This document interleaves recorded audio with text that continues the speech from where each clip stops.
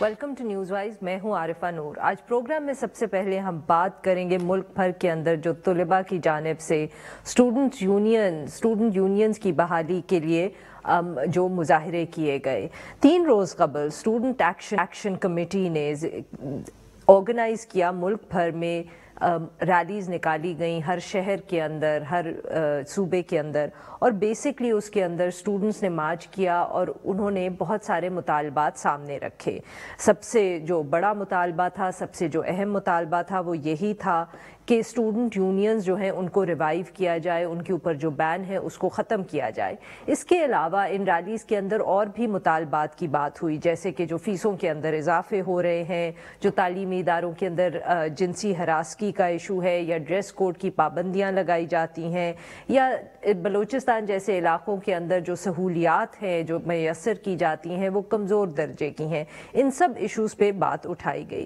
اسی کے جواب کے اندر وزیر اعظم عمران خان صاحب کی طرف سے ایک ٹویٹ آئی، جس کے اندر انہوں نے یہ اعلان کیا کہ ملک کے اندر تعلیمی ادارے جو ہیں ان کے اندر جو اسٹوڈنٹ یونینز ہیں ان کو ریوائیو کرنے کے لیے حکومت انٹرنیشنلی دیکھے گی کہ باقی ممالک کے اندر کیا ہوا ہے اور کس طرح انہوں نے رولز اور کوڈز آف کانڈکٹس بنائے ہیں اس ایشو کے اوپر۔ انہوں نے ساتھ ساتھ یہ بھی کہا کہ یہ ایک بہت بڑی بدقسمتی رہی ہے کہ جو اسٹوڈنٹ یونینز تھیں ان کے اندر ایک اتنی وائلنس یا جو تشدد کی فضا تھی کہ اس کی وجہ سے جو تعلیمی ادارے ہیں ان کا بھی ماحول خراب ہوا۔ اور یہ جو بات جس کا وزیر اعظم صاحب نے ٹویٹ میں ذکر کیا، یہ ایک جو خطرہ یا خدشہ ہے، یہ ابھی بھی لگتا ہے کہ پاکستان کے اندر لوگوں کے ذہنوں پہ سوار ہے کہ اگر اسٹوڈنٹ یونینز کو بحال کر دیا جائے، جو تشدد ہے وہ اس کی ایک لہر سی دوڑ جائے گی یونیورسٹیز کے اندر۔ اور ساتھ ساتھ جو ایٹیٹیوڈ ہے اتھارٹیز کا، اس کا بھی ہمیں اس سے پتہ چلا کہ لاہور کے اندر جو اسٹوڈنٹس پروٹیسٹ کر رہے تھے ان کے خلاف FIR درج کر دی گئی ہے، اور اس FIR کے درج ہونے کے خلاف آج پنجاب یونیورسٹی میں احتجاج بھی ہوا۔ اس سارے ایشو پہ بات کرنے کے لیے آج ہمارے موجود ہوں گے مظہر عباس صاحب، جو ایک سینئر صحافی اور تجزیہ کار ہیں، بٹ ویل ٹاک ٹو ہم after a short break. Stay with اس۔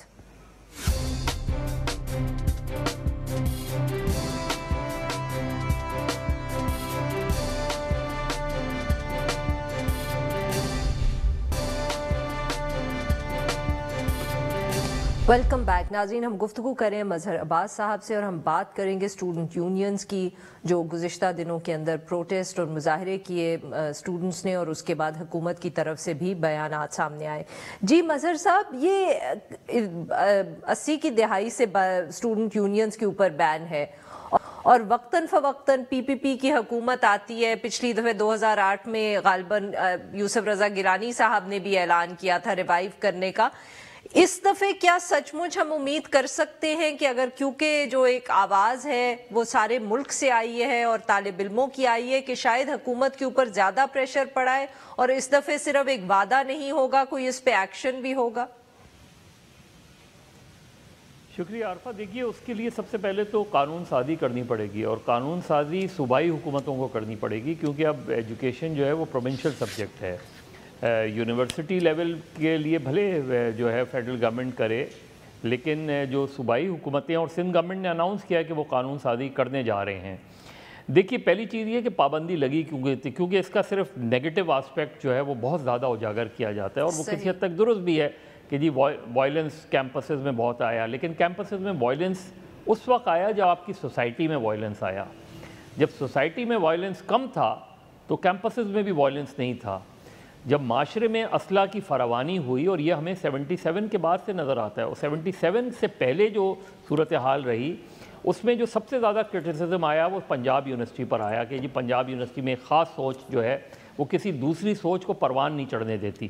یہ ہمیشہ سے پنجاب یونیورسٹی کا ایک پرابلم رہا ہے، لیکن اس کی بنا پہ آپ طلبہ یونینز کی بہت سے مثبت پہلو ہیں، اور یونینز کے الیکشنز آپ دیکھیں 47 سے اٹھا کے آپ 77 تک دیکھ لیں تو آپ کو 80% نان وائلنٹ جو ہے وہ آپ کو نظر آئے گی کیمپسز میں، اس میں گروتھ آپ کو نظر آئے گی، اس میں اسٹوڈنٹ پالیٹکس میں۔ اور ہوتا کیا تھا یونینز کے پریزنس سے؟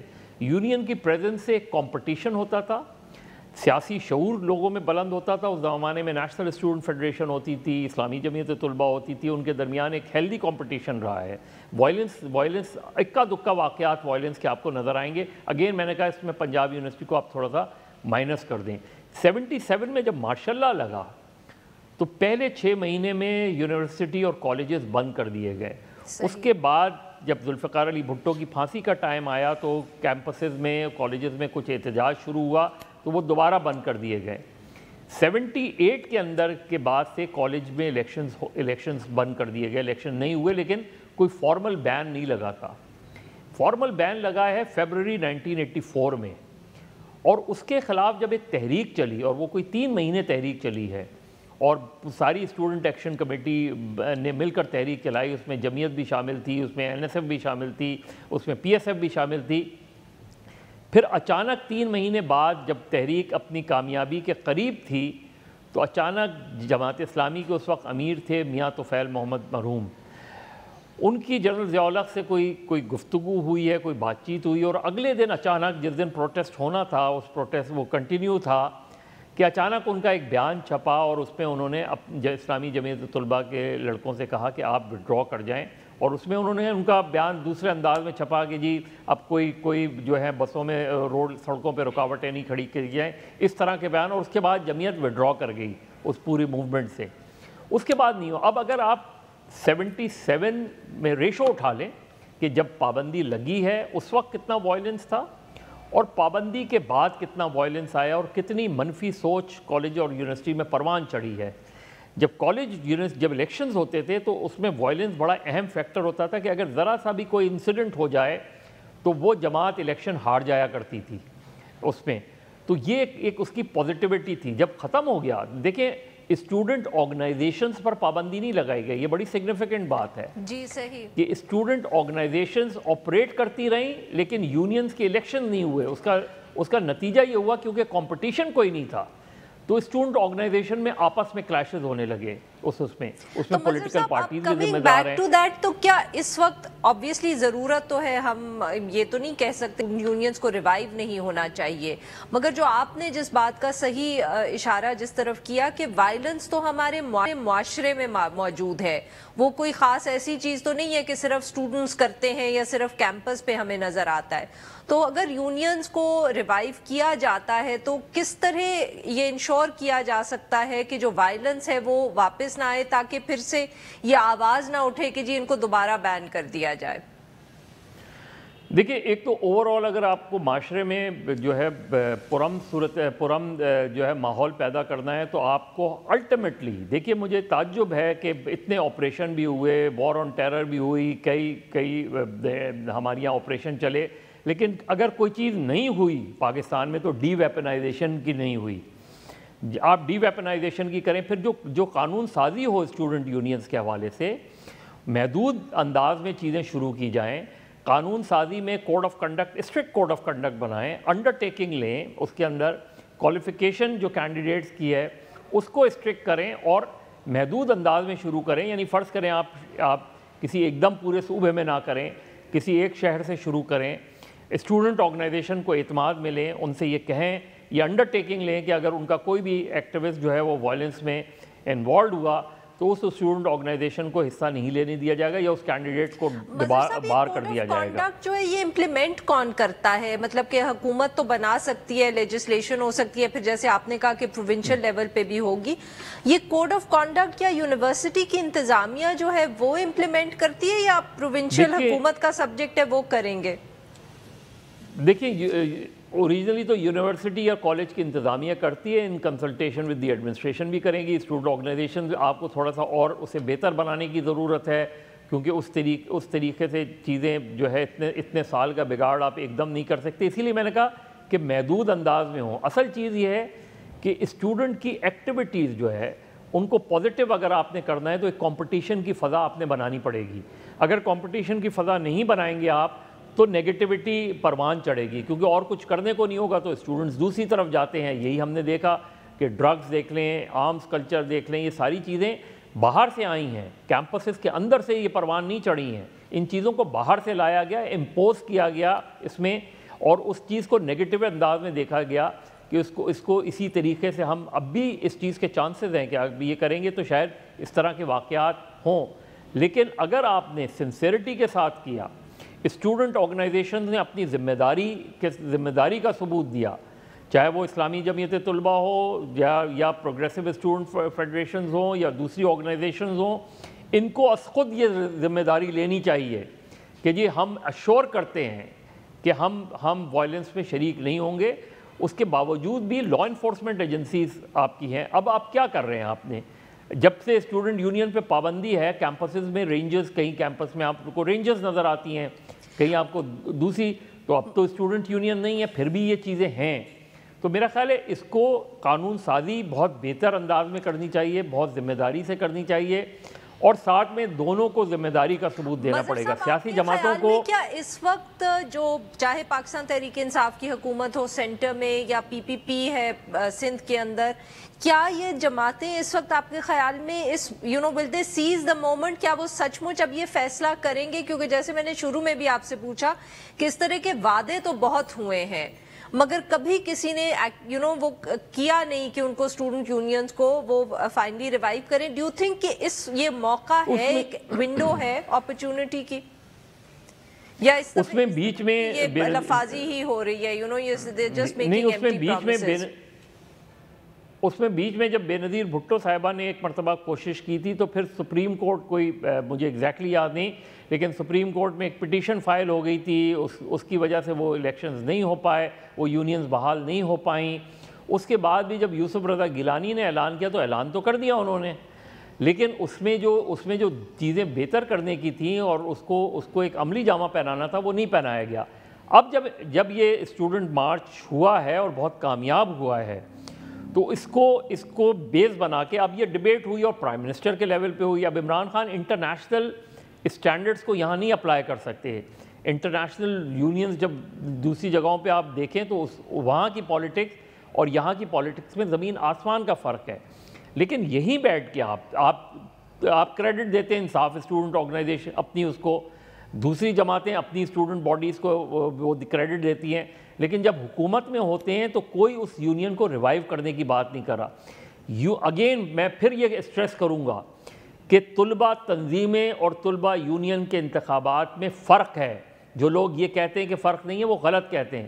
یونینز کے الیکشنز جب آپ کرائیں گے اس کی امپورٹنس بڑی ہوتی ہے, اس میں آپ کو لیڈرشپ پیدا ہوتی ہے, اس کے اندر ایک ایکٹیویٹی نظر آتی ہے, ایک ہیلدی ایکٹیویٹی نظر آتی ہے. ساتھ میں یہ ذمہ داری طلبہ تنظیموں کی ہے اور سیاسی جماعتوں کی ہے جن کے اسٹوڈنٹ ونگز موجود ہیں کہ وہ اپنے آپ کو پولیٹیکل پارٹیز اپنے آپ کو ڈسٹنس کریں اسٹوڈنٹ ونگز کے ساتھ, اور اسٹوڈنٹ ونگز کی ذمہ داری ہے کہ وہ اشور کروائیں, اور یہ ان کی ذمہ داری ہے کہ وہ یہ چیز کو 100% انتظامیہ کو کہیں کہ ان کے اگر کوئی بھی لڑکا کسی بھی وائلنس میں انوالوڈ ہوتا ہے تو انتظامیہ کو یہ رائٹ ہونا چاہیے کہ وہ اس کو رسٹیکیٹ کر دے. انفارچونیٹلی 80s میں میں اس کی مثال دے سکتا ہوں, 14 لڑکے کراچی یونیورسٹی سے رسٹیکیٹ ہوئے اور ایک ماشاء اللہ ہیڈ کوارٹر میں جا کے ان کو ڈگریاں دی گئیں کشمیر روڈ پہ واقع. وہ نہیں لڑکوں کو جن کو رسٹیکیٹ کیا کراچی یونیورسٹی میں. آپ نے ہم سے بات کی. ناظرین یہاں پہ لیں گے ایک چھوٹے کو, جب ہم بریک سے واپس آئیں گے تو ہم بات کریں گے ججز اپوائنٹمنٹس کے حوالے سے. اسٹے ود اس.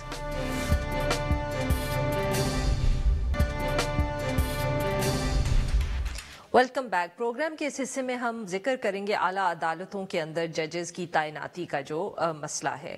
اس حوالے سے جو ججز کی اپوائنٹمنٹ کے لیے پارلیمنٹری کمیٹی ہے اس نے اپنے قواعد اور جو رولز آف بزنس اور طریقہ کار ہے اس میں تبدیلی کی ہے اور کہا ہے کہ صوبائی ہائی کورٹس اور اسلام آباد ہائی کورٹ کے اندر جب ججز کی اپوائنٹمنٹ ہونی ہوگی تو جو امیدوار ہوں گے ان کے انٹرویوز پارلیمنٹری کمیٹی کرے گی. اسی حوالے سے پارلیمنٹری کمیٹی نے جو جوڈیشل کمیٹی کی طرف سے اسلام آباد ہائی کورٹ کی 3 پوزیشنز کے لیے جو نام سامنے آئے ہیں ان امیدواروں کو انٹرویو کے لیے بلا لیا ہے, اور جو انہوں نے تبدیلی کی ہے قواعد کے اندر اس کے مطابق اگر جو نامنیز ہیں وہ انٹرویو کے لیے نہ پیش ہوئے کمیٹی کے سامنے تو ان کی جو نامزدگی ہے اس کو منسوخ قرار دیا جائے گا. اب तक आर्टिकल 175A के नीचे जो जजेस की अपॉइंटमेंट्स थी वो चीफ जस्टिस ऑफ पाकिस्तान की सरबराही में काम करने वाली जुडिशल कमेटी करती थी। वो नामजदगियां जो थी उनकी तरफ से आती थी और वो पार्लियामेंट्री कमेटी के पास जाती थी, बट पार्लियामेंट्री कमेटी के पास कोई खास पावर्स नहीं थे उनके अंदर कोई भी तब्दीली करने के लिए। इसलिए काफी लोग ये कहते थे कि पार्लियामेंट्री कमेटी का जो काम है वो सिर्फ एक रबर स्टैम्प का है।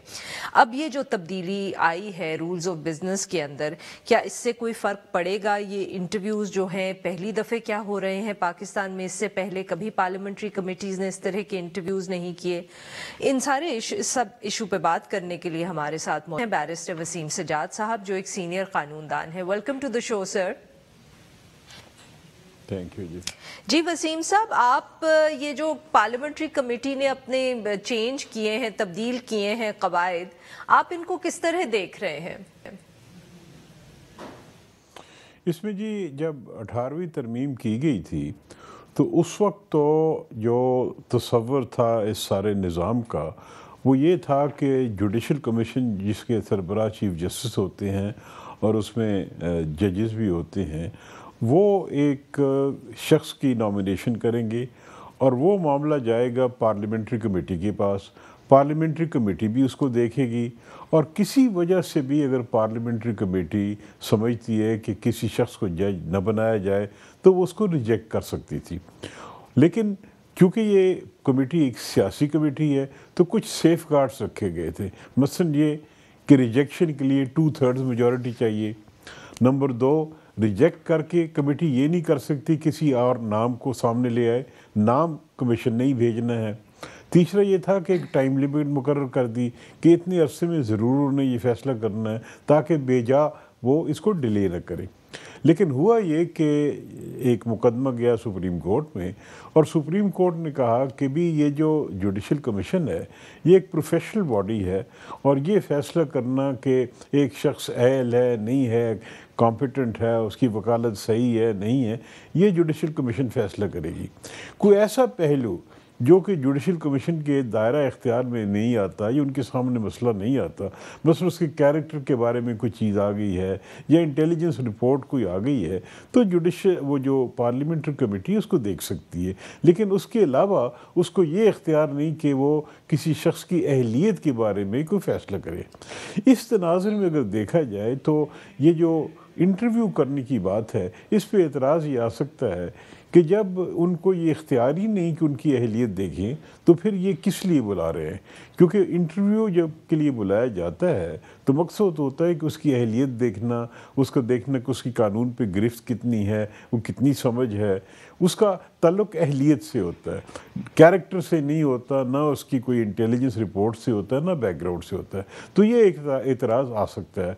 अगर ये बात ना होती तो कोई हर्ज नहीं था क्योंकि आखिर पार्लियामेंट्री बॉडी है और अमेरिका में भी आप जानते हैं कि इसी किस्म का एक प्रोसीजर फॉलो किया जाता है। एक आपने एक और बात कही थी कि भी क्या पहले कभी ये हुआ था, तो मुझे याद आपने क्योंकि अमेरिका का जिक्र किया तो अमेरिका के अंदर तो जो इंटरव्यू के लिए कैंडिडेट्स जब पेश होते हैं कांग्रेशनल कमिटीज के पास के सामने तो उन कांग्रेशनल कमिटीज का तो मतलब कि बहुत ज़्यादा पावर्स होते हैं, वो रिजेक्ट भी कर सकते हैं अपॉइंटमेंट्स या जो नॉमिनेशंस हैं। एम आई करेक्ट? जी सही बात, ये सही, यू आर राइट। क्योंकि नॉमिनेशन करता है सदर लेकिन कॉन्फर्मेशन सेनेट करती है और मकसद हमारा यही था जब 18वीं तरमीम की गई कि इसी किस्म के कुछ निज़ाम हो। लेकिन सुप्रीम कोर्ट के फ़ैसले के बाद पार्लियामेंट्री कमेटी एक मैं समझता हूँ कि उसकी वो इख्तियारात ख़त्म हो गए हैं और वो एक अननेसेसरी सी बॉडी नज़र आती है। तो मैं एक और बात आपको कहने वाला था कि जब प्रेसिडेंट अयूब खान प्रेसिडेंट थे उस दिन में उन्होंने जजेस के इंटरव्यू शुरू किए थे और कुछ जजेस की अपॉइंटमेंट हुई तो उन्होंने जजेस को बुला के इंटरव्यू किया और जब वो सेटिस्फाई हुए तो तब अपॉइंटमेंट की। तो वो अपॉइंटिंग अथॉरिटी थे उनको किया, लेकिन उस पर भी एतराज़ आए थे और वो बाद में ये जो तरीक़ाकार था इसको रद्द कर दिया गया, ये बाद में इसको फॉलो नहीं किया गया। तो लिहाजा मैं समझता हूँ कि इस पर शायद ये एतराज़ आए कि जब पार्लियामेंट्री कमेटी को अहलियत जज करने का इख्तियार ही नहीं तो मकसद क्या है इस इंटरव्यू करने का, کیا حاصل ہوگا. جب آپ نے شروع میں یہ بات کی تھی کہ اس پہ یہ اعتراض کیا جا سکتا ہے کہ اگر وہ اہلیت نہیں جج کرے تو اس کی کیا ضرورت ہے، تو آپ جب یہ بات کرتے ہیں تو کیا آپ کے دماغ میں یہ ہے کہ ہو سکتا ہے کہ کوئی پٹیشن کورٹ کے اندر جمع کروا دے، یا وہاں یہ اعتراض کس لیول پہ یا کون اٹھائے گا؟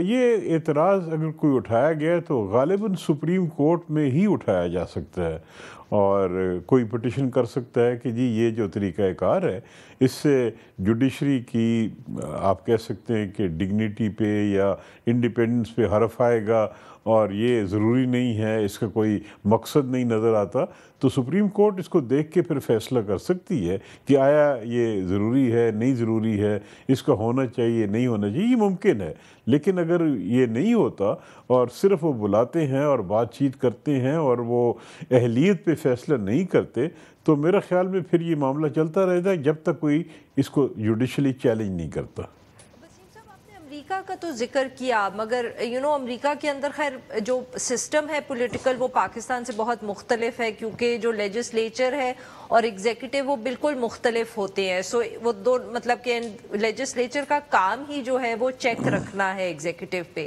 مگر برطانیہ میں ججز کی appointment how does that work? کیونکہ وہاں پارلیمنٹری جو سسٹم ہے وہ ہمارا بھی سسٹم اسی کی طرح کا ہے. جی، وہاں پہ پارلیمنٹ کا رول کوئی ان کی اپوائنٹمنٹ میں نہیں ہوتا. وہاں پہ جو سسٹم ہے وہ ہم سے ملتا جلتا ہے، اور ایکچولی اگر آپ دیکھیں تو ہمارا جو سسٹم ہے وہ انگریزوں کے زمانے سے ہی چلا آ رہا ہے. یعنی ججز جو چیف جسٹس ہیں وہ نامینیٹ کرتے ہیں، اور پھر جو ہائر جوڈیشری ہے چیف جسٹس پاکستان وہ اس کو دیکھتے ہیں، پھر منسٹری میں جاتا ہے. تو یہ طریقہ کار بدلا تھا 18ویں ترمیم میں. لیکن انگلستان میں جو اپوائنٹمنٹ پروسیس ہے وہاں پہ لارڈ چانسلر جو ہے اس کا آفس ان اپوائنٹمنٹس کو دیکھتا ہے. لیکن ان کی کچھ روایات ہیں کہ جو ججز کی نامینیشن کے لیے وہ کس طریقے سے کریں گے، تو وہ ان کا جو آپ جانتے ہیں نا کہ روایات کئی صدیوں سے چلتی ہیں، اور اس میں پھر ایک خاصی پختگی آ جاتی ہے، تو اس پہ پھر کوئی اعتراض نہیں ہوتا. تو جب بھی وہاں پہ اپوائنٹمنٹس ہوتی ہیں، کوئی ریسنٹلی میں نے نہیں سنا کہ کوئی اعتراض کیا گیا ہو کہ غلط اپوائنٹمنٹ کی گئی ہے یا نیپوٹزم کی گئی ہے یا کوئی بندہ اہل نہیں تھا اس کو اپوائنٹ کر دیا گیا ہے. تو وہ ایک اپنا سسٹم ہے، وہ چل رہا ہے اور کامیابی سے چل رہا ہے. بہت بہت شکریہ وسیم صاحب، آپ نے ہم سے بات کی. ناظرین، یہاں پہ لیں گے ایک چھوٹا سا بریک، اور جب سے واپس آئیں گے تو ہم بات کریں گے بلاسفمی کیسز کی، اور خاص طور پہ ایک جو کیس ہے اس حوالے سے جس کا ابھی تک فیصلہ نہیں ہوا، جنید حفیظ. اسٹے ود اس.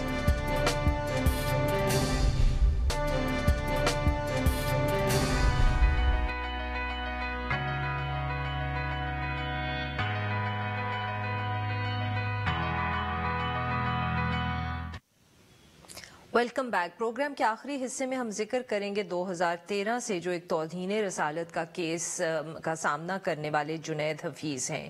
جنید حفیظ جو ہیں یہ بہاؤالدین زکریا یونیورسٹی میں ایک لیکچرر تھے اور ایک ذہین اسٹوڈنٹ بھی تھے، کیونکہ وہ ایک فل برائٹ اسکالر رہے تھے.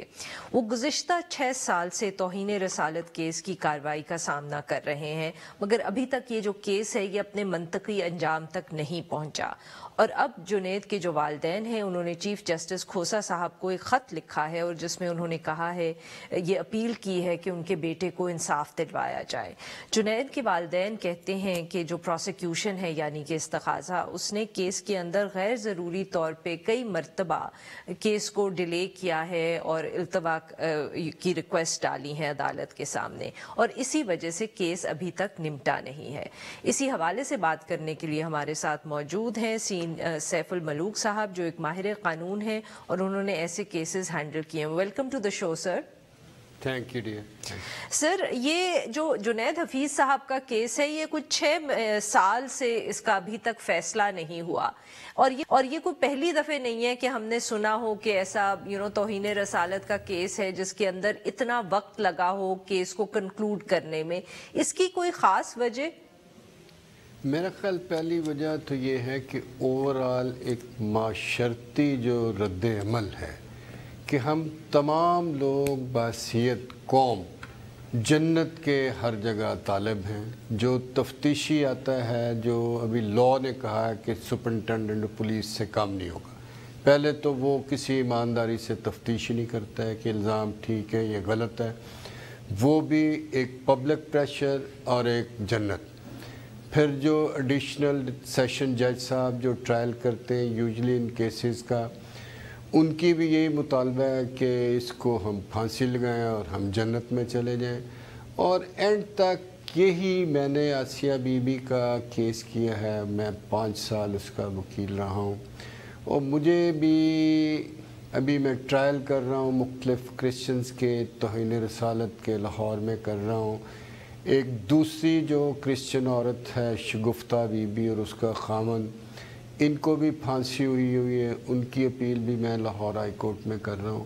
تو اوورآل جو سمجھ آتی ہے یہ ملتان کی سائڈ پہ تو ریلیجس جو ہے یہ بڑا ایکسٹریم پہ، اور کوئی بھی ایک سر جو کیا ہم یہ مگر اگر آپ جنرلی دیکھیں ہمارے جوڈیشل سسٹم کے اندر ویسے بھی ڈیلیز بہت زیادہ ہوتے ہیں، کورٹ کیسز جو ہیں بہت لمبا چلتے ہیں، تو اگر ہم جو ایک عام کیس ہے اس سے کمپیئر کریں تو جو بلاسفمی کے کیسز ہیں یا توہین رسالت کے کیسز ہیں، کیا یہ زیادہ لمبے کھنچتے ہیں یا اتنا ہی مطلب کہ ایوریج اس میں ڈیلے وہ ہوتا ہے جو دوسرے کیسز میں ہوتا ہے؟ دیکھیں یہ لاہور میں ایک کیس چل رہا ہے جس کو میں ملزم کا وکیل ہوں، وہ 2013 کا ہے، یہ بھی 2013 کا ہے، اس کو 6.5 سال ہو گئے، تو ابھی تک اس کی پراسیکیوشن کی ایویڈنس ختم ہوئی۔